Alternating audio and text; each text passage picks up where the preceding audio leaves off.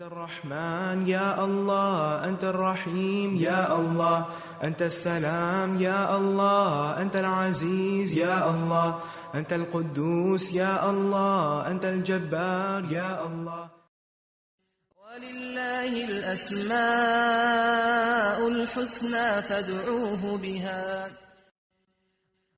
نحمده ونصلي على رسوله الكريم، أما بعد، فأعوذ بالله من الشيطان الرجيم. بسم الله الرحمن الرحيم. رب اشرح لي صدري ويسر لي أمري واحلل عقدة من لساني يفقهوا قولي. ناظرین، پروگرام اللہ کے خوبصورت نام کے ساتھ آپ کی خدمت میں حاضر ہیں۔ آج ہم انشاءاللہ اللہ سبحانہ وتعالیٰ کے نام المصور پہ بات کریں گے۔ المصور کا معنی ہے صورت بنانے والا، شکل دینے والا۔ اللہ سبحانہ وتعالیٰ المصور ہے۔ اس نے کروڑوں، اربوں اور کھربوں صورتیں بنائیں، اور پھر ایک صورت دوسری صورت سے بالکل مختلف، کوئی دو صورتیں بھی ایک دوسرے سے مکمل طور پر مشابہ نہیں، کوئی دو انواع ایک دوسرے سے شباہت نہیں رکھتی۔ پھر اسی طرح ہر صورت کی اپنی ایک خاص سیرت بھی ہے۔ صرف ایسا نہیں کہ ظاہری شکل فرق ہے، بلکہ ہر ایک کا مزاج اور اس کے اندر کی باطنی صورت بھی مختلف ہے۔ تو اللہ سبحانہ وتعالیٰ نے ہر چیز کی ایک معلوم شکل مقرر کی، اور ہر شکل کو دوسری شکل سے ممتاز اور انوکھا بنایا، جدا بنایا، تاکہ ایک دوسرے کو پہچانا جا سکے۔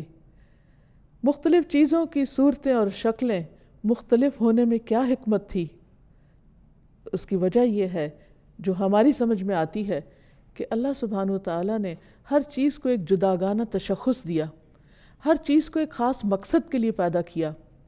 اس کی ایک خاص ضرورت تھی، اور اس ضرورت کو پورا کرنے کے لیے اس کو جو خصوصیات عطا کی، اس کے مطابق ہی اس کی ظاہری شکل بھی بنائی، اور وہ بہت ہی بہترین اور بہت ہی حکمت کے تقاضے کے تحت ہے۔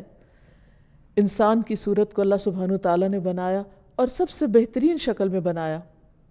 قرآن پاک میں آتا ہے وَلَقَدْ خَلَقْنَاكُمْ ثُمَّ صَوَّرْنَاكُمْ ثُمَّ قُلْنَا لِلْمَلَائِكَةِ اسْجُدُوا لِآدَمَ فَسَجَدُوا إِلَّا إِبْلِيسَ لَمْ يَكُنْ مِنَ السَّاجِدِينَ۔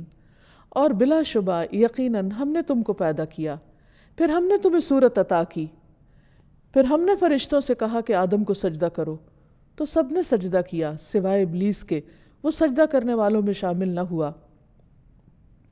تو اللہ سبحانہ وتعالیٰ نے انسان کو عزت بخشی اور فرشتوں جیسی مخلوق کو انسان کے سامنے جھکا دیا۔ یہ انسان پر اللہ تعالیٰ کی کتنی بڑی نعمت ہے۔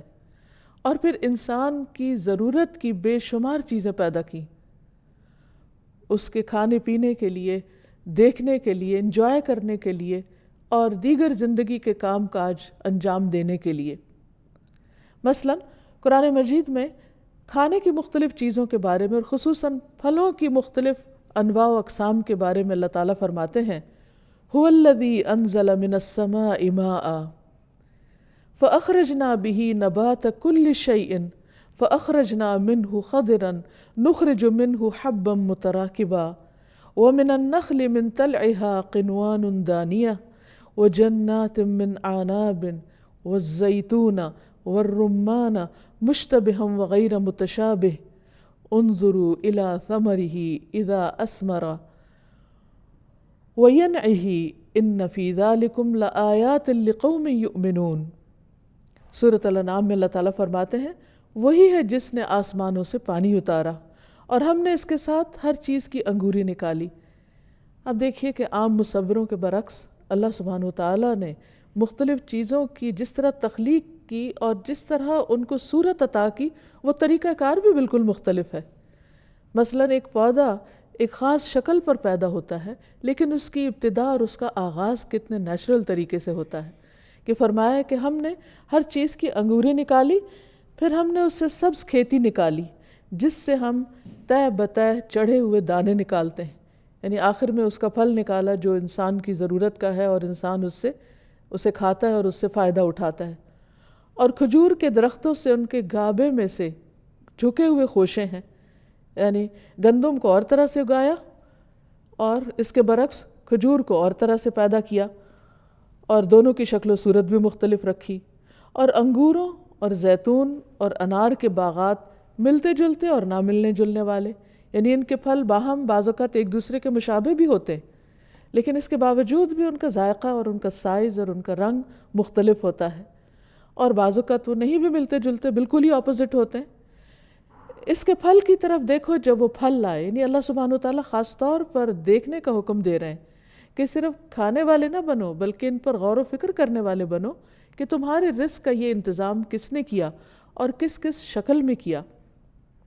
اور پھر حیرت اس بات پر ہوتی ہے نا کہ کس طرح اللہ سبحانہ وتعالیٰ نے مختلف چیزوں کا الگ ذائقہ رکھا، اس کی خوشبو، اس کا ٹیسٹ، اس کا رنگ، اس کا سائز، اس کا وزن، اور اس کی پھر تاثیر، اس کے فائدے، یہ تمام چیزیں اللہ سبحانہ وتعالیٰ ہی نے بنائی، اور ان سب چیزوں کی کو جو شکل دی، جو خاص انداز دیا، جو خاص صورت دی، وہ اسی المصور نے دی۔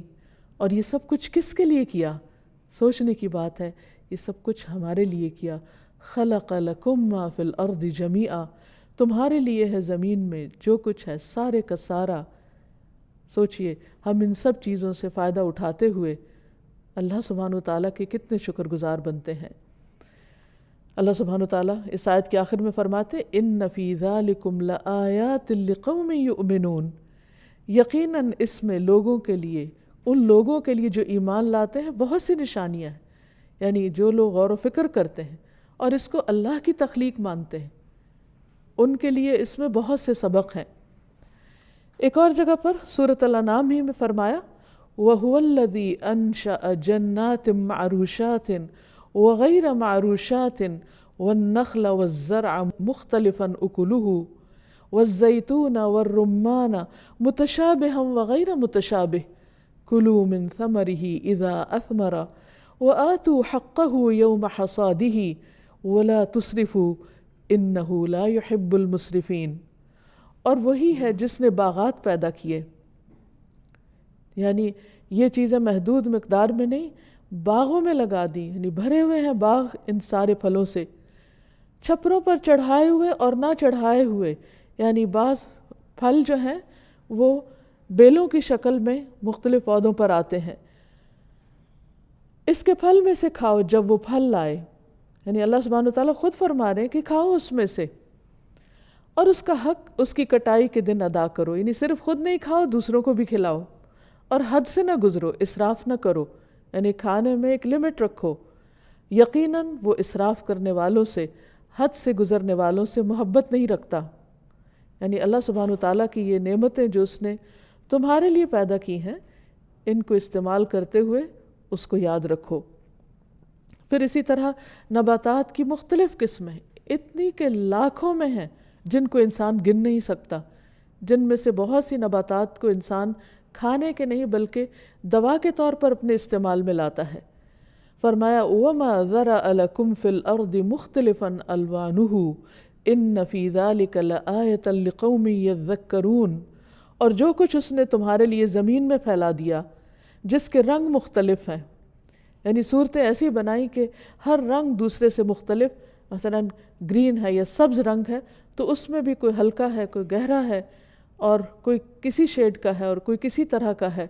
ان سب چیزوں کے امتزاج سے بھی اس نے زمین کے اندر ایسا حسن پیدا کیا کہ یوں لگتا ہے جیسے ایک نقش و نگار والی چادر پھیلی ہوئی ہو یا کوئی قالین بچھا ہوا ہو جس میں طرح طرح کے نقش و نگار بنے ہوئے ہوں۔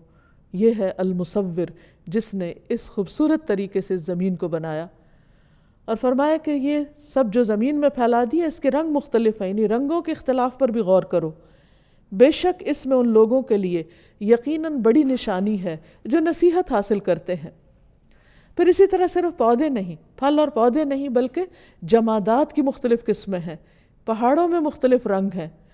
أَلَمْ تَرَ أَنَّ اللَّهَ أَنزَلَ مِنَ السَّمَاءِ مَاءً فَأَخْرَجْنَا بِهِ ثَمَرَاتٍ مُخْتَلِفًا أَلْوَانُهَا وَمِنَ الْجِبَالِ جُدَدٌ بِيضٌ وَحُمْرٌ مُخْتَلِفٌ أَلْوَانُهَا وَغَرَابِيبُ سُودٌ، کیا تم نے دیکھا نہیں کہ بے شک اللہ نے آسمان سے کچھ پانی اتارا، پھر ہم نے اس کے ساتھ کئی پھل نکالے، یعنی ایک پانی، ایک مٹی، ایک سورج کی روشنی، ایک طرح کی ہوا، ایک طرح کی زمین، لیکن ہر پھل کا رنگ، ذائقہ، اس کی شکل، اس کی خوشبو مختلف۔ یہ بھی کس قدر حیران کن بات ہے کہ معمولی سا بیج زمین میں ڈالا جاتا ہے، لیکن اس سے کتنے ڈائمنشنز میں ایک چیز سامنے آتی ہے۔ اور پہاڑوں میں سے کچھ سفید اور کچھ سرخ قطعے ہیں جن کے رنگ مختلف ہیں، اور کچھ پہاڑ سخت کالے رنگ کے ہیں، یعنی سبھی پہاڑ مٹی سے بنے ہوئے ہیں لیکن ان کے رنگ کس قدر مختلف ہیں۔ ایک اور جگہ پر فرمایا وَفِي الْأَرْضِ قِطَعٌ مُتَجَاوِرَاتٌ وَجَنَّاتٌ مِّنْ أَعْنَابٍ وَزَرْعٌ وَنَخِيلٌ صِنْوَانٌ وَغَيْرُ صِنْوَانٍ يُسْقَى بِمَاءٍ وَاحِدٍ وَنُفَضِّلُ بَعْضَهَا عَلَى بَعْضٍ فِي الْأُكُلِ إِنَّ فِي ذَلِكَ لَآيَاتٍ لِقَوْمٍ يَعْقِلُونَ۔ اور زمین میں ایک دوسرے سے ملے ہوئے مختلف ٹکڑے ہیں، یعنی زمین کی مٹی کے رنگ بھی مختلف ہیں، اور انگوروں کے باغ اور کھیتی اور کھجور کے درخت کئی تنوں والے اور ایک تنے والے، یعنی بعض اوقات ایک جگہ سے ایک تنے کا درخت نکلتا اور بعض اوقات اسی جگہ سے ایک نہیں 2 3 تک بھی، جنہیں ایک ہی پانی سے سیراب کیا جاتا ہے۔ یعنی حیرت کی بات ہے، غذا ایک ہی، فضا ایک، لیکن شکلیں مختلف۔ اور ان میں سے بعض کو ہم پھل میں بعض پر فوقیت دیتے ہیں، یعنی ایک ہی درخت کا پھل ہوتا ہے، ایک کا ذائقہ اچھا اور دوسرے کا اس سے کم۔ بلا شبہ اس میں لوگوں کے لیے یقیناً بہت سی نشانیاں ہیں جو سمجھتے ہیں۔ پھر اسی طرح حیوانات کی شکلیں اور رنگ مختلف۔ فرمایا واللہ خلق کل دابۃ من ماء فمنہم من یمشی علی بطنہ ومنہم من یمشی علی رجلین ومنہم من یمشی علی 4 یخلق اللہ ما یشاء ان اللہ علی کل شیء قدیر۔ اور اللہ نے ہر چلنے والا جاندار ایک قسم کے پانی سے پیدا کیا، یعنی سب کی اصل ایک ہے لیکن شکلیں مختلف۔ پھر ان میں سے کوئی وہ ہے جو اپنے پیٹ پہ چلتا ہے، یعنی رینگ کے چلتے ہیں جیسے سانپ وغیرہ، اور ان میں سے کوئی وہ ہے جو 2 پاؤں پہ چلتا ہے، اور ان میں سے کوئی وہ ہے جو 4 پہ چلتا ہے۔ اللہ پیدا کرتا ہے جو چاہتا ہے، یقیناً اللہ ہر چیز پر خوب قادر ہے۔ اسی طرح اللہ سبحانہ وتعالیٰ نے انسانوں کے رنگ، اخلاق، طبیعتیں اور مزاج بھی مختلف بنائے۔ رسول اللہ صلی اللہ علیہ وسلم نے فرمایا اللہ تعالیٰ نے آدم کو ایک مٹھی مٹی سے پیدا کیا جسے ساری زمین سے جمع فرمایا، یعنی ہر جگہ سے لی وہ مٹی۔ بس بنی آدم زمین کی مٹی کے لحاظ سے ہیں، ان میں سے کوئی سرخ ہے اور کوئی سفید، کوئی سیاہ ہے اور کوئی درمیانہ، کوئی نرم خو ہے تو کوئی سخت طبیعت، اور کوئی بری طبیعت کا مالک ہے تو کوئی اچھی طبیعت کا مالک۔ لیکن اللہ سبحانہ وتعالیٰ نے انسان کو باقی تمام مخلوق سے افضل بنایا، احسن تقویم، بہترین شکل اور بہترین حالت پر بنایا۔ سورۃ غافر میں اللہ تعالیٰ فرماتے ہیں اللہ الذی جعل لکم الارض قرارا والسماء بناء وصورکم فاحسن صورکم۔ اللہ وہ ہے جس نے تمہارے لیے زمین کو رہنے کی جگہ اور آسمان کو چھت بنایا اور تمہاری صورت بنائی تو تمہاری صورتیں اچھی بنائیں۔ یعنی آپ دیکھیے کہ اگر کسی بھی انسان کو اپنی شکل و صورت پر کوئی اعتراض ہو تو وہ کسی بھی جانور سے اپنے آپ کو کمپیئر کر کے دیکھ لے، مثلا چمپینزی ہے یا بندر ہے جو انسانوں سے نسبتاً قریب ہوتی ہیں جن کی شکلیں، تو انسان اپنی صورت پر الحمدللہ پکار اٹھے گا اور اللہ تعالیٰ کا شکر ادا کرے گا۔ اللہ سبحانہ وتعالیٰ نے کتنے مناسب متناسب انداز میں سب کچھ بنایا۔ مثلا چہرے کے اوپر آپ دیکھیں کہ اگر 2 آنکھیں بنائیں تو ان دونوں کا سائز کتنا مناسب رکھا، پھر اسی طرح کان اور ان کے درمیان کتنی ہم آہنگی پیدا کی، باہم کوآرڈینیشن بھی رکھی، پھر اسی طرح انسان کے ہونٹ، دانت، بال، ناخن، ہاتھ، پاؤں، انگلیاں، ایک ایک چیز اللہ سبحانہ وتعالیٰ نے بہترین حالت میں پیدا کی۔ اللہ تعالیٰ فرماتے ہیں یا ایھا الانسان ما غرک بربک الکریم الذی خلقک فسواک فعدلک فی ای صورت ما شاء رکبک۔ اے انسان، تجھے تیرے نہایت کرم والے رب کے متعلق کس چیز نے دھوکہ دیا ہے؟ جس نے تجھے پیدا کیا، پھر تجھے درست کیا، پھر تجھے برابر کیا، اور جس صورت میں بھی اس نے چاہا تجھے جوڑ دیا۔ اس سے ایک بات اور پتہ چلتی ہے کہ انسان کی اپنی شکل و صورت اس کی اپنی بنائی ہوئی نہیں اور اس کا اپنا عمل دخل اس میں نہیں ہے. یہ اللہ سبحانہ و تعالیٰ کی تقسیم ہے کہ اس نے جس کو جس شکل میں چاہا ڈھال کے دنیا میں بھیج دیا. اس لیے ہمیں کسی دوسرے کی شکل و صورت پر کوئی اعتراض بھی نہیں ہونا چاہیے، اور شکل و صورت اور رنگ کی بنا پر کسی کے ساتھ کوئی ڈسکریمنیشن بھی نہیں ہونی چاہیے، کوئی ریشزم نہیں ہونا چاہیے، کیونکہ اللہ نے جس کو چاہا کالا پیدا کیا، جس کو چاہا گورا پیدا کیا. انسانوں کے اپنے بس کی بات نہیں تھی کہ وہ کسی خاص رنگ یا نسل میں پیدا ہوتے، اور یہ بھی نہیں اللہ تعالیٰ نے رکھا کہ کسی ایک رنگ کو دوسرے پر کوئی فوقیت دی ہو. اللہ سبحانہ و تعالیٰ کے ہاں کسی کی بھی زیادہ عزت اس کے تقوی کی وجہ سے کہ اس کے دل میں خدا کا خوف کتنا ہے. پھر آپ دیکھیے کہ جس رب نے یہ سب کچھ بنایا ہے اس کا شکر ادا کرنے کی ضرورت ہے، ورنہ وہ رب چاہے تو ان چہروں کو بگاڑ بھی سکتا ہے.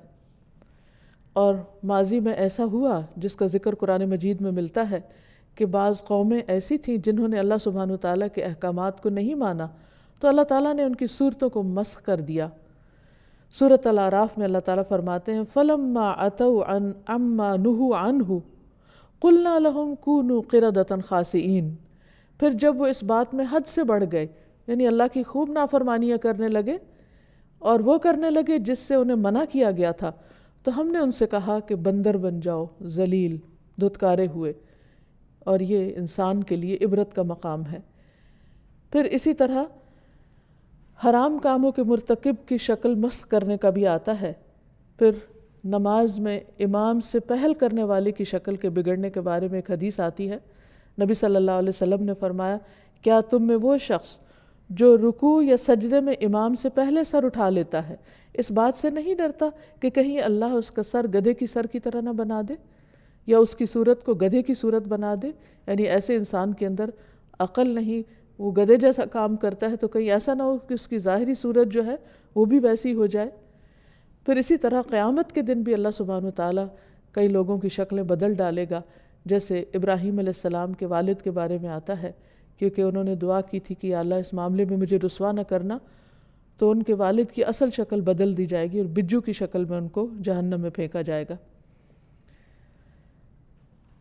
اب یہ ہے کہ جب انسان کو اللہ سبحانہ وتعالیٰ کے المصور ہونے پر ایمان ہو جائے، اس کی معرفت ہو جائے، اور جس چیز کی طرف بھی دیکھے، خواہ وہ انسان ہو یا حیوان ہو یا پھول ہو یا پتا ہو یا کوئی تتلی ہو یا پرندہ ہو یا کوئی جانور ہو، کسی بھی چیز کی طرف جب دیکھے تو ہونا یہ چاہیے کہ اسے دیکھ کر اسے اللہ کی یاد آئے، اللہ کی پہچان آئے، اور اس کی قدرت اور اس کی نشانیوں کا اس کے دل میں گہرا احساس ہو، اور پھر اس نام کے ساتھ اس کو پکارے اور اس کا شکر ادا کرے. رسول اللہ صلی اللہ علیہ وسلم جب سجدہ کرتے تو یہ دعا فرماتے اللہم لک سجدت وبک آمنت ولک اسلمت سجد وجہی للذی خلقہ وصورہ وشق سمعہ وبصرہ تبارک اللہ احسن الخالقین. اے اللہ میں نے تیرے لیے سجدہ کیا، تجھی پر ایمان لایا، میں تیرا فرما بردار ہوں. میرا چہرہ اس ذات کو سجدہ کر رہا ہے جس نے اسے پیدا کیا اور اس کی صورت بنائی. یعنی جب بھی ہم اپنی شکل دیکھیں تو اللہ کا شکر ادا کریں کہ اللہ تیرا شکر ہے کہ تو نے ہمیں ایک احسن شکل پر پیدا کیا. اور پھر اس کے شکرانے کے طور پر جب سجدہ کریں تو یہ دعا پڑھیں کہ شکر ہے اس رب کا کہ جس نے اس کو بہترین شکل پہ پیدا کیا اور اس کی صورت بنائی اور اس کے کانوں اور اس کی آنکھوں کو تراش کر بنایا، یعنی بہترین شکل میں. برکتوں والا ہے اللہ اور سب سے اچھا پیدا کرنے والا. اسی طرح ہمیں پورے اخلاص کے ساتھ اللہ سبحانہ وتعالیٰ کی طرف اپنے چہرے کو متوجہ کرنا چاہیے. نماز کی حالت میں خصوصاً رسول اللہ صلی اللہ علیہ وسلم جب نماز کے لیے کھڑے ہوتے تو یوں فرماتے وجہت وجہی للذی فطر السماوات والارض حنیفا وما انا من المشرکین ان صلاتی ونسکی ومحیای ومماتی للہ رب العالمین لا شریک لہ وبذالک امرت وانا اول المسلمین. میں اپنا رخ اس ذات کی طرف کرتا نہیں، یہ چہرہ جو اللہ نے مجھے دیا میں اسی کی طرف کرتا ہوں جس نے مجھے سب عطا کیا، جس نے آسمانوں اور زمین کو ٹھیک ٹھیک پیدا کیا، اور میں شریک کرنے والوں میں سے نہیں ہوں. یعنی اللہ کے ساتھ کسی کو شریک نہیں ٹھہراتا. بے شک میری نماز اور میری قربانی، میرا جینا اور میرا مرنا سب اللہ رب العالمین کے لیے ہے جس کا کوئی شریک نہیں. مجھے اسی کا حکم دیا گیا اور میں فرما برداروں میں سے ہوں، یعنی اسی رب کا اطاعت گزار ہوں، فرما بردار ہوں. پھر اسی طرح یہ ہے کہ اللہ سبحانہ و تعالیٰ نے جو کچھ ہمیں عطا کیا، جسم کی شکل میں، چہرے کی شکل میں اور مختلف طرح سے جو صورت بنائی، اس میں ہمیں اس کی عافیت کی دعا بھی کرنی چاہیے.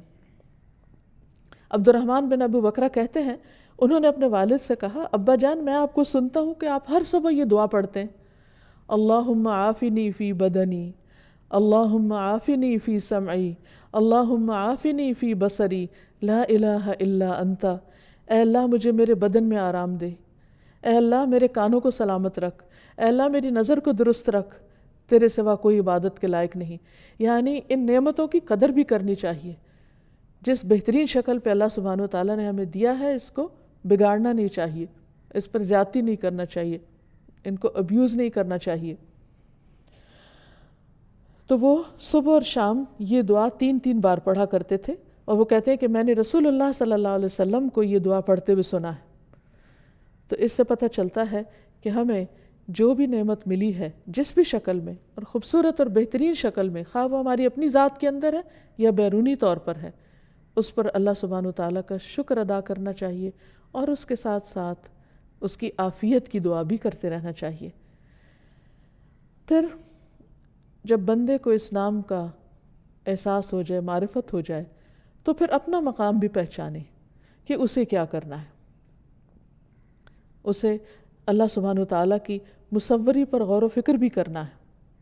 اللہ تعالیٰ فرماتے ہیں وَهُوَ الَّذِي مَدَّ الْأَرْضَ وَجَعَلَ فِيهَا رَوَاسِيَ وَأَنْهَارًا وَمِنْ كُلِّ الثَّمَرَاتِ جَعَلَ فِيهَا زَوْجَيْنِ اثْنَيْنِ يُغْشِي اللَّيْلَ النَّهَارَ إِنَّ فِي ذَلِكَ لَآيَاتٍ لِقَوْمٍ يَتَفَكَّرُونَ. وہی ہے جس نے زمین کو پھیلا دیا تو اس پھیلی ہوئی زمین کی طرف انسان نگاہ دوڑائے. اس میں پہاڑ اور ندیاں بنائیں، ان کے اندر خود ایک حسن ہے، اس میں زبردست قسم کی بیوٹی ہے، اس زبردست تناسب ہے، رنگوں کا بھی تناسب ہے. تھوڑی دیر کے لیے سوچئے کہ اگر زمین نیلی ہوتی اور آسمان سبز ہوتا تو کیا نظارہ ہوتا. یہ بھی اللہ سبحانہ وتعالیٰ کی سلیکشن ہے کہ اس نے آسمان کا رنگ اپنی مرضی سے نیلا رکھا اور زمین کو سبز بنایا، یا مٹی کا رنگ براؤن رکھا. اگر زمین کی ساری مٹی سخت کالے سیاہ رنگ کی ہوتی تو پھر اس پہ چلتے ہوئے ہماری کیفیت کیا ہوتی. لیکن کتنا مائلڈ کلر رکھا اور کتنا بہترین کہ جس میں انسان کے لیے ایک سکون ہے، اور پھر اس کے اوپر جو کچھ چھکتا ہے اس کے ساتھ کتنا بہترین کمبینیشن بھی ہے. اور فرمایا اور اس میں تمام پھلوں میں سے ایک ایک جوڑا 2 قسم کا بنایا. وہ رات کو دن پر اڑھا دیتا ہے، اس کا اپنا ایک حسن ہوتا ہے. چیزیں صبح کی روشنی میں اور طرح نظر آتی ہیں، دوپہر کی تیز دھوپ میں اور طرح ان کے رنگ نظر آتے ہیں. جب شام کو سائے ڈھلنے لگتے ہیں تو ہر چیز کا رنگ ایک اور حسن دکھاتا ہے. اور پھر جب رات کا اندھیرا چھا جاتا ہے تو وہی درخت اس سیاہ اندھیرے کی وجہ سے ان سے خوف بعض اوقات آنے لگتا ہے. تو اللہ سبحانہ وتعالیٰ 24 گھنٹے کے اندر مختلف طرح کے کنٹراسٹ دکھاتا ہے. یہ مختلف روشنیوں کے ساتھ مختلف چیزوں کی جو صورتیں ہیں، یہ شکلیں ہیں، یا ان کی جو بیوٹی ہے وہ بھی مختلف طرح سے نظر آتی ہے. بلا شبہ اس میں ان لوگوں کے لیے یقیناً بہت سی نشانیاں ہیں جو غور و فکر کرتے ہیں. پھر ہم پر یہ بھی لازم آتا ہے کہ ہم اللہ سبحانہ وتعالیٰ کی اس تصویر گری میں، اس مصوری میں عیب نہ نکالیں. ہم اپنی طرف سے مشورے دینے والے نہ ہو، اگر یہ پھل اس رنگ کا ہوتا تو زیادہ اچھا تھا، اور یہ پھول اس کلر میں زیادہ اچھا لگتا. حقیقت یہ ہے کہ اگر انسان پوری توجہ کے ساتھ دیکھے تو جس چیز کو اللہ نے جس طرح بنایا اسی طرح زیادہ خوبصورت ہے. جب مصور تصویر بناتا ہے انسانوں میں سے تو عام طور پہ کہا جاتا ہے کہ اے مصور تیری تصویر ادھوری ہے ابھی، یعنی اس میں کچھ نہ کچھ کمی ہوتی ہے اور کچھ نہ کچھ بہتری کی گنجائش ہوتی ہے. لیکن اللہ سبحانہ وتعالیٰ نے جو کچھ بنایا اس سے بہتر بنایا نہیں جا سکتا تھا. اسی طرح بندوں کی شکل و صورت پر بھی انہیں تانا نہیں دینا چاہیے، ان کا مذاق نہیں اڑانا چاہیے، ان پر ہنسنا نہیں چاہیے، ان کو بلی نہیں کرنا چاہیے، کیونکہ یہ ان کے اپنے ہاتھ کی بنائی ہوئی نہیں ہے، یہ اللہ سبحانہ وتعالیٰ کی دین ہے. حضرت عائشہ کہتی ہیں کہ میں نے نبی صلی اللہ علیہ وسلم سے کہا کہ آپ کو صفیہ میں یہی کافی ہے، یعنی اپنی دوسری جو سوکن تھی ان کے بارے میں انہوں نے کچھ لفظ بولا کہ وہ ایسے اور ایسے ہیں. مراد ان کی یہ تھی کہ ان کا قد چھوٹا ہے. تو آپ صلی اللہ علیہ وسلم ناراض ہوئے. آپ نے فرمایا تم نے ایک ایسا کلمہ کہا ہے کہ اگر سمندر میں ڈال دیا جائے تو وہ بھی کڑوا ہو جائے. یعنی اللہ تعالیٰ کو یہ بات سخت ناپسند ہے کہ کوئی انسان کسی دوسرے انسان کی شکل و صورت میں کوئی عیب نکالے یا کوئی خامی تلاش کرے. یہ کام شیطانی کام ہے. آپ دیکھیے کہ اللہ سبحانہ وتعالیٰ نے جب ان آدم علیہ السلام کی صورت بنائی، ان کا ڈھانچہ تیار کیا، تو اس کو جب تک چاہا جنت میں چھوڑ دیا. ابھی روح نہیں ڈالی تھی، صرف اس کا ایک سانچہ بنا تھا. تو اب یہ ہے کہ ابلیس نے دیکھا کہ یہاں ایک نئی چیز بنی ہوئی، تو وہ چاروں طرف سے اسے گھوم گھوم کے دیکھتا رہا، ہر طرف سے کہ اچھا یہ کیا بنا ہے، یہ کان ہے، یہ آنکھیں ہیں، یہ فلاں ہے، فلاں ہے. لیکن جب اس نے دیکھا کہ اس کے اندر کا خول خالی ہے، یعنی ابھی چونکہ صرف وہ مٹی کی صورت میں ایک ڈھانچہ تھا، تو جو پیٹ کا جوف ہے وہ خالی تھا، اس میں کوئی چیز نہیں تھی. تو کہنے لگا کہ اللہ نے ایک ایسی مخلوق بنائی ہے جو اپنے اوپر قابو نہ رکھ سکے گی، اس کا اندر کنٹرول نہیں ہوگا، اپنا نفس اس کے کنٹرول میں نہیں ہوگا. یعنی بجائے اس کے کہ اللہ سبحانہ وتعالیٰ کی اس صورت گری اور اس احسن تقویم جو انسان کی شکل میں بہترین چیز اللہ نے بنائی، اسے دیکھ کر سبحان اللہ کہتا یا ماشاء اللہ کہتا، یہ نہیں کہا، بلکہ انسان کی کمزوری کو پکڑا کہ اچھا یہاں کچھ نہیں ہے، یہاں کمی ہے. اچھا ہم عام طور پر کیا کرتے ہیں، جب کوئی بچہ پیدا ہوتا ہے تو نئے پیدا ہونے والے بچے کو عام طور پر جب لوگ اٹھاتے ہیں تو اللہ کا شکر کم ادا کرتے ہیں. یہ نہیں کہتے کہ تبارک اللہ احسن الخالقین، جیسے اللہ تعالیٰ نے خود فرمایا سب کچھ بنانے کے بعد کہ مختلف سٹیجز کا جہاں ذکر آتا ہے قرآن مجید میں، اس کے بعد اللہ تعالیٰ کی شان بیان کی گئی ہے. ہم اس وقت اللہ کی شان کم بیان کرتے ہیں. ہم عموماً شکل و صورت پہ تبصرہ شروع کر دیتے ہیں، ناک موٹا ہے، کان چھوٹے ہیں، رنگ کالا ہے، فلاں چیز ہے. یہ تو ایک مومن کی شان نہیں ہو سکتی.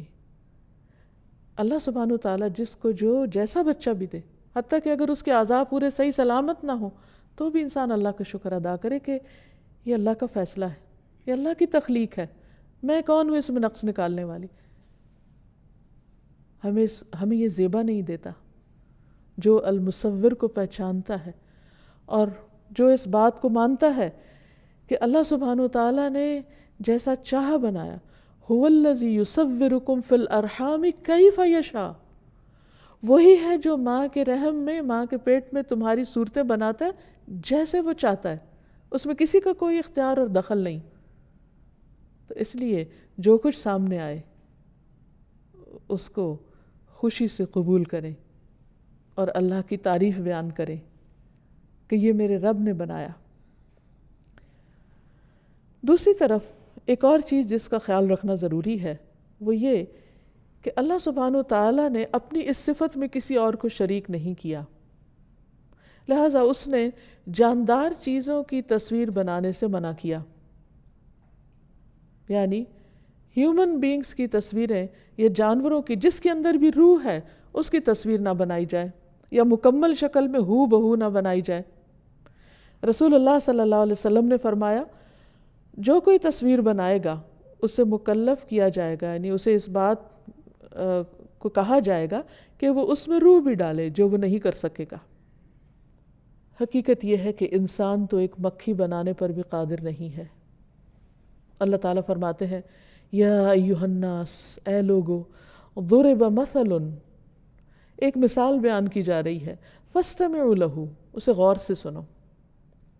ان الذین تدعون من دون اللہ، جن ہستیوں کو تم اللہ کو چھوڑ کے پکارتے ہو، یعنی جن کو تم خدا سمجھے بیٹھے ہو، جن کے پاس اپنی حاجتیں لے کر جاتے ہو، لن یخلقوا ذبابا، انہوں نے تو ایک مکھی بھی نہیں بنائی، اور بڑی بڑی چیزیں پیدا کرنا تو دور کی بات. وَلَوِ اجْتَمَعُوا لَهُ، خواہ وہ سارے اس کے لیے اکٹھے ہو جائیں.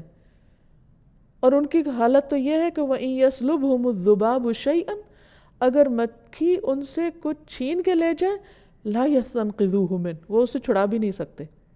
یہ کہا ہی جاتا ہے کہ مکھی جس چیز پہ بیٹھتی ہے جو بھی منہ میں لیتی ہے اسی وقت اس کو ڈائجسٹ کر لیتی ہے. جب وہ چیز ڈائجسٹ ہو جاتی ہے تو انسان اسے واپس کہاں سے نکالے گا. ضعف الطالب والمطلوب وما قدر اللہ حق قدرہ ان اللہ لقوی عزیز. کمزور ہے مانگنے والا اور وہ بھی جس سے مانگا گیا. انہوں نے اللہ کی قدر نہیں کی جو اس کی قدر کا حق ہے. بے شک اللہ بہت قوت والا سب پر غالب ہے. پھر اسی طرح اس چیز سے منع کیوں کیا گیا ہے کہ انسان کسی جاندار کی تصویر نہ بنائے؟ کیونکہ یہ اللہ سبحانہ وتعالیٰ کی تصویر گری کی مشابہت اختیار کرنا ہے. حضرت عائشہ کہتی ہیں کہ ایک مرتبہ میں نے اپنے گھر کے دروازے پہ ایک پردہ لٹکا دیا جس پر کچھ تصویریں بنی ہوئی تھیں. نبی صلی اللہ علیہ وسلم میرے ہاں تشریف لائے تو اسے دیکھ کر آپ نے اپنے ہاتھ سے اس پردے کے ٹکڑے کر دیے. پھر فرمایا اللہ کے نزدیک قیامت کے دن سب سے زیادہ سخت عذاب ان لوگوں کو ہوگا جو اللہ تعالیٰ کی تخلیق میں مشابہت اختیار کرتے ہیں. یعنی اس چیز سے منع کیا گیا ہے، خصوصاً وہ تصاویر اور وہ مجسمے جو عبادت کی غرض سے بنائے گئے ہوں. ابن عباس کہتے ہیں کہ نبی صلی اللہ علیہ وسلم بیت اللہ میں داخل ہوئے تو اس میں ابراہیم علیہ السلام اور مریم علیہ السلام کی تصویریں تھیں، یعنی باقاعدہ پینٹنگز تھیں. تو آپ نے فرمایا قریش کو کیا ہو گیا؟ ان لوگوں نے یہ کام کیوں کیا کہ اللہ کے گھر میں اوروں کی تصویریں بنا دی؟ حالانکہ انہوں نے سنا ہوا ہے، یعنی قریش کو یہ بات پتہ ہے کہ فرشتے کسی ایسے گھر میں داخل نہیں ہوتے جس میں تصویریں رکھی ہوں. یہ ابراہیم علیہ السلام کی تصویر ہے اور وہ بھی پانسا پھینکتے ہوئے، یعنی ایک پیغمبر کو وہ کام کرتے ہوئے دکھایا جو اس نے زندگی بھر کبھی نہیں کیا. ایک اور روایت میں آتا ہے نبی صلی اللہ علیہ وسلم نے فرمایا اس شخص سے بڑا ظالم کون ہوگا جو میری مخلوق کی طرح پیدا کرنے چلا ہے. اگر اسے یہی گھمنڈ ہے تو اسے چاہیے کہ ایک دانہ پیدا کر دے، صرف ایک سیڈ یا ایک چیونٹی پیدا کرے. وہ تو چیونٹی بھی نہیں بنا سکتا، مکھی بھی نہیں بنا سکتا، تو یہ سب کچھ کہاں سے بنانے چلا ہے. پھر اسی طرح ایک مرتبہ نبی صلی اللہ علیہ وسلم گھر میں داخل ہوئے تو حضرت عائشہ کہتی ہیں کہ میں نے تکیے خریدے ہوئے تھے جن میں تصویریں تھیں. تو رسول اللہ صلی اللہ علیہ وسلم دروازے پر ہی رک گئے اور اندر نہیں آئے. تو میں کراہت کو پہچان گئی. میں نے عرض کیا یا رسول اللہ، میں اللہ اور رسول کی طرف توجہ کرتی ہوں، توبہ کرتی ہوں، آپ فرمائیں مجھ سے جو بھی گناہ سرزد ہوا ہے. تو آپ نے فرمایا یہ تکیے کیسے ہیں؟ عائشہ کہتی ہیں کہ میں نے عرض کیا کہ میں نے یہ تکیے اس لیے خریدے کہ آپ ان پہ بیٹھیں اور ٹیک لگائیں. آپ نے فرمایا تصویر والوں کو قیامت کے دن عذاب ہوگا اور کہا جائے گا تم نے جو کچھ یہ کیا ہے اسے زندہ کرو. پھر فرمایا جس گھر میں تصویریں ہوتی ہیں وہاں رحمت کے فرشتے نہیں آتے. اسی طرح ایک اور روایت سے پتہ چلتا ہے کہ مصور کو عذاب دینے کے لیے جہنم میں ایک گردن مقرر ہے. رسول اللہ صلی اللہ علیہ وسلم نے فرمایا قیامت کے دن جہنم سے ایک گردن برآمد ہوگی جس کی 2 آنکھیں ہوں گی جن سے وہ دیکھتی ہوگی، 2 کان ہوں گے جن سے وہ سنتی ہوگی، اور ایک زبان ہوگی جس سے وہ بولتی ہوگی. اور وہ کہے گی کہ مجھے 3 قسم کے لوگوں پر مسلط کیا گیا ہے، ہر سرکش ظالم پر، اللہ تعالیٰ کے ساتھ دوسروں کو معبود بنانے والوں پر، اور تصویر بنانے والوں پر. سوال یہ پیدا ہوتا ہے کہ تصویر کے بارے میں اتنے سخت احکامات کیوں ہیں؟ اس کی وجہ یہ ہے کہ اول دور میں شرک کا آغاز اسی سے ہوا. حضرت نوح علیہ السلام کے زمانے میں کچھ ایسے لوگ تھے جو بہت نیک تھے، جنہوں نے لوگوں کو اللہ سبحانہ وتعالیٰ کی طرف بلایا. جب وہ فوت ہوئے تو لوگوں نے کہا کہ چونکہ انہیں دیکھ کر ہمیں خدا یاد آتا تھا اور ان کے ذریعے ہمیں اللہ سبحانہ وتعالیٰ کی معرفت ملی، لہٰذا ان کے جانے کے بعد ہم ان کی تصویریں اپنے سامنے رکھتے ہیں تاکہ جب ہم ان کی تصویر کو دیکھیں تو ہمیں اللہ تعالیٰ یاد آئے. تو فرسٹ جنریشن نے ان کی تصویریں بنا لی. دوسری جنریشن یہ تو بھول گئی کہ یہ کن کی تصویریں ہیں، لیکن یہ بات صرف یاد رہی کہ یہ کوئی بہت اچھے بڑے لوگ تھے، نیک لوگ تھے. انہوں نے صرف تصویریں نہیں، ان کے مجسمے بھی بنا لیے، اور اس میں پھر اللہ سبحانہ وتعالیٰ کا کانسیپٹ تو بالکل پیچھے چلا گیا، لیکن لوگوں نے انہی کو خدا بنا لیا، انہی کو پوجنے لگے. اس کے بارے میں تاریخ میں آتا ہے کہ سب سے پہلا بت جو کعبہ میں لا کر رکھا گیا وہ عمرو ابن لہی نے اس کا آغاز کیا تھا۔ عمرو ابن لہی ایک بہت انفلوئنشل شخص تھا جو ایک بزنس مین بھی تھا۔ وہ سیریا جاتا، شام کے علاقے میں جاتا اور تجارت کیا کرتا تھا۔ تو ایک دفعہ اس نے وہاں پر دیکھا کہ کچھ لوگ کچھ تصویروں اور بتوں کے سامنے بیٹھ کر ان کی پوجا کر رہے ہیں، تو اس کو یہ منظر بہت خوبصورت لگا۔ واپسی پہ اس نے ایک بت خریدا اور اپنے ساتھ لے آیا اور لا کر کعبہ میں رکھ دیا۔ ہر نئی چیز لوگوں کو اپنی طرف بہت اٹریکٹ کرتی۔ وہ ایک نئی چیز جب لوگوں نے دیکھی تو انہیں بہت خوشی ہوئی، اور انہوں نے لوگوں کو یہ بتایا کہ اللہ تعالیٰ تو کسی کو نظر نہیں آتا، لیکن اللہ کے گھر میں یہ دیکھ کر ہمیں خدا اور یاد آئے گا، اس لیے اس لاجک کے تحت اس نے اس کو وہاں رکھ دیا اور لوگوں نے بھی ایکسیپٹ کر لیا۔ پھر چونکہ کعبہ ایک مرکزی جگہ تھی جہاں پورے عربیہ سے لوگ آتے، مختلف قبائل، جب انہوں نے آ کر دیکھا کہ خاص قبیلے نے اپنا بت رکھ دیا ہے تو مقابلے پر ان میں سے ہر ایک نے اپنے اپنے بت لا کر رکھ دیے، اور یہاں سے شرک کا آغاز جب ہوا تو وہ ہر طرف پھیل گیا۔ ہر وہ جگہ جو بنی ہی توحید کے لیے تھی وہ ایک بت پرستی کا گڑھ بن گئی۔ سوچیے آغاز کہاں سے ہوا؟ آغاز ایک مجسمے کے لانے سے، اور پھر وہاں سے توحید ختم ہو کر رہ گئی۔ صرف چند لوگ تھے نبی صلی اللہ علیہ وسلم کے زمانے میں کہ جو دین ابراہیمی پر تھے اور جو ان بتوں کے قریب نہیں جاتے تھے، لیکن باقی تمام لوگ صرف اپنے آباء و اجداد کی پیروی میں ان بتوں کی پوجا کرنے لگے۔ اس لیے اسلام میں تصویریں بنانے اور خصوصاً عبادت کی غرض سے بنانے اور عبادت گاہوں میں رکھنے کی شدید ممانعت کی گئی۔ لیکن عبادت کے علاوہ اگر ضرورت کے تحت تصویر بنائی جائے تو اس کی اجازت ہے، اور خصوصاً جیسے کیمرہ ایک مشین ہے، وہ انسان اپنے ہاتھ سے اس کی صورت گری نہیں کرتا بلکہ صرف ایک عکس ہے، تو اس کی رخصت یا اس کے جواز کا پہلو نکلتا ہے۔ اور اس کے علاوہ وہ چیزیں جن کے اندر روح نہیں، مثلا پودے ہیں، درخت ہیں، پہاڑ ہیں، دریا ہیں، دیگر سینری ہے، تو ان کی پینٹنگز بنائی جا سکتی ہیں۔ اس کے علاوہ جس چیز کی رخصت کا جواز ملتا ہے وہ بچوں کے وہ کھلونے ہیں جن کے خد و خال بہت واضح نہ ہوں۔ اس سلسلے میں ایک روایت ہے کہ حضرت عائشہ کہتی ہیں کہ نبی صلی اللہ علیہ وسلم جب غزوہ تبوک یا خیبر سے واپس آئے اور گھر میں تشریف لائے تو میرے طاقچے کے اوپر یعنی شیلف کے اوپر ایک پردہ سا پڑا ہوا تھا، ہوا چلی تو پردہ ہٹ گیا، سامنے سے میرے کھلونے نظر آئے جن میں کچھ گڑیاں تھیں اور ان کے درمیان کپڑے کا ایک گھوڑا بنا ہوا تھا۔ آپ صلی اللہ علیہ وسلم نے دیکھا تو پوچھا کہ عائشہ یہ کیا ہے؟ میں نے کہا کہ یہ میری گڑیاں ہیں اور ان میں گھوڑا بھی آپ کو نظر آیا۔ تو آپ نے پوچھا کہ یہ میں کیا دیکھ رہا ہوں؟ میں نے کہا گھوڑا ہے۔ آپ نے پوچھا اس کے اوپر کیا ہے؟ میں نے کہا اس کے 2 پر ہیں۔ آپ نے فرمایا کہ کیا گھوڑے کے پر بھی ہوتے ہیں؟ تو حضرت عائشہ نے کہا کہ کیا آپ نے نہیں سنا کہ سلیمان علیہ السلام کے گھوڑے کے پر تھے؟ چنانچہ رسول اللہ صلی اللہ علیہ وسلم اس قدر ہنسے کہ آپ کی داڑھیں دیکھی گئیں۔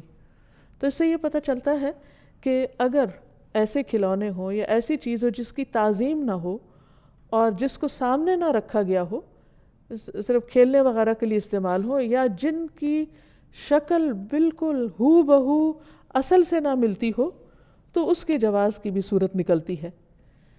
اسی طرح ایک اور روایت سے ہمیں پتہ چلتا ہے کہ رسول اللہ صلی اللہ علیہ وسلم نے فرمایا کہ جبریل علیہ السلام میرے پاس آئے اور مجھے کہا کہ میں گزشتہ رات آپ کے ہاں آیا تھا مگر اندر آنے سے رک گیا کیونکہ آپ کے گھر کے دروازے پر تصویریں تھیں اور گھر میں تصویروں والا پردہ تھا اور کتا بھی تھا۔ چنانچہ آپ گھر میں تصویر کے متعلق حکم دیجئے کہ اس کا سر کاٹ دیا جائے اور درخت کی طرح ہو جائے، یعنی اگر کوئی ایسی چیز ہے کہ جس کی اصل شکل پوری طرح واضح نہیں ہے تو اس کی رخصت یہاں سے پتہ چل رہی ہے۔ اور پردے کے بارے میں حکم فرمائے کہ اسے کاٹ کر تکیے بنا لیے جائیں جو پھینکے جائیں، پاؤں سے روندے جائیں، یعنی اس کی عزت اور تعظیم نہ ہو۔ اور کتے کے متعلق فرمائیے کہ اسے باہر نکال دیا جائے۔ چنانچہ رسول اللہ صلی اللہ علیہ وسلم نے ایسا ہی کیا۔ پھر اسی طرح حضرت علی رضی اللہ تعالیٰ عنہ نے فرمایا کہ نبی صلی اللہ علیہ وسلم نے مجھ سے فرمایا کہ تم جاؤ اور کسی تصویر کو مٹائے بغیر نہ چھوڑنا اور نہ کسی بلند قبر کو برابر کیے بغیر چھوڑنا۔ پھر اسی طرح نبی صلی اللہ علیہ وسلم نے جب مکہ فتح کیا تو کعبہ کو تمام بتوں اور تصویروں سے پاک کر دیا۔ جب ہم المصور کو پہچان لیں، اس کی معرفت حاصل کر لیں، تو ہمارے کرنے کے کاموں میں ایک کام یہ بھی ہے کہ ہم نہ صرف یہ کہ ظاہری شکل پر اللہ کا شکر ادا کریں، بلکہ اپنی باطنی صورت اس کی طرف بھی توجہ دیں، اپنے دلوں کو خوبصورت بنائیں، اپنی سیرت کو اچھا بنائیں، کیونکہ اللہ سبحانہ وتعالیٰ کسی کی ظاہری شکل کو نہیں دیکھتے۔ حدیث میں آتا ہے کہ ان اللہ لا ينظر الى صورکم ولا الى اموالکم، اللہ تمہاری صورتیں اور مال نہیں دیکھتا، ولکن ينظر الى قلوبکم واعمالکم، لیکن اللہ تمہارے دلوں کو دیکھتا ہے اور تمہارے اعمال کو دیکھتا ہے۔ اس لیے اللہ نے تو ظاہری صورت اچھی ہی بنائی، لیکن دلوں کی حالت اس کا ذمہ ہم پہ ڈال دیا کہ ہم اس کو بھی خوبصورت رکھیں، یعنی اس میں کسی بھی قسم کا حسد، بغض، نفرت، دوسروں کے لیے برے خیالات، بدگمانیاں اور ایسی کیفیات نہ ہوں کہ جس سے ہم اپنے اندر ایک ایسی چیز بنا لیں کہ جو اللہ سبحانہ وتعالیٰ کو ناپسند ہو اور خود ہمارے لیے بھی بہت تکلیف دہ ہو۔ اور آخر میں اللہ سبحانہ وتعالیٰ سے دعا ہے کہ وہ ہمیں اپنی معرفت عطا کرے، ہمیں توفیق دے کہ جو چیزیں اسے پسند ہیں وہ ہم اختیار کریں، اور جو چیزیں اسے ناپسند ہیں ہم ان سے بچنے والے ہوں۔ اللہ سبحانہ وتعالیٰ ہمارے دلوں میں اپنی محبت پیدا فرما دے اور اپنی نعمتوں کا شکر گزار بنا دے۔ وآخر دعوانا ان الحمد للہ یا اللہ انت الحسیب، یا اللہ انت الشافی، یا اللہ انت المبین، یا اللہ انت الوکیل، یا اللہ انت القیوم، یا اللہ انت المتین، یا اللہ